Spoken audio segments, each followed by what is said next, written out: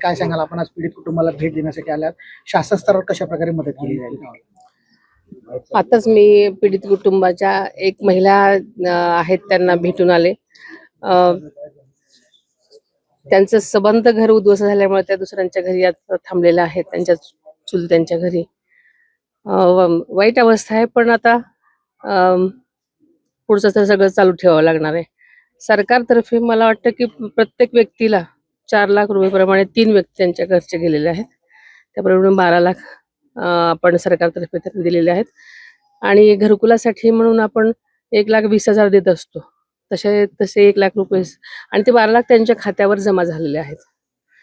आणि आता 1,20,000 रुपये त्यांच्या घरकुलासाठी म्हणून त्याचंही नियोजन केलेलं आहे.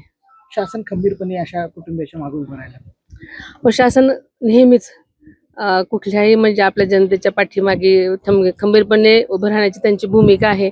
आणि ही घटना अतिशय म्हणजे अचानक घडलेली होती, दुर्दैवी घटना होती. आणि अचानक त्या मातेवर थोडासा आता आभाळ कोसळलेला आहे.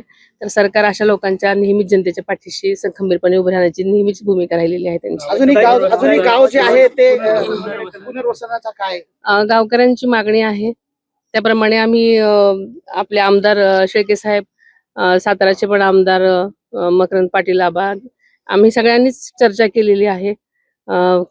काही थोड्या अंतरावर जिथे अशी हे नाही गायरान आहे त्या ठिकाणी पुनर्स्थापन करण्याचा विचार आहे.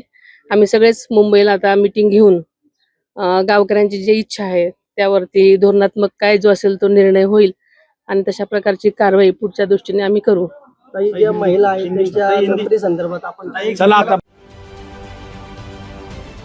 महाराष्ट्रातील सर्व बातम्यांचे विश्वासार्ह व्यासपीठ, सकाळच्या सर्व सोशल मीडिया प्लॅटफॉर्मला लाईक, फॉलो आणि सबस्क्राईब करा. तसंच सर्व नोटिफिकेशनसाठी बेल आयकॉन प्रेस करायला विसरू नका.